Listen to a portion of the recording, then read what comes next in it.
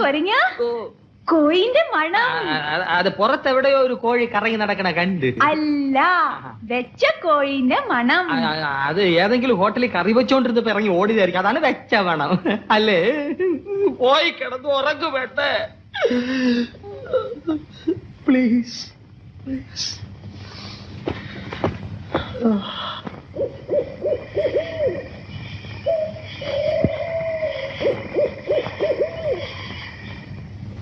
അവൾ ഉറങ്ങി, വല്ലതും കഴിക്കണ്ടേ?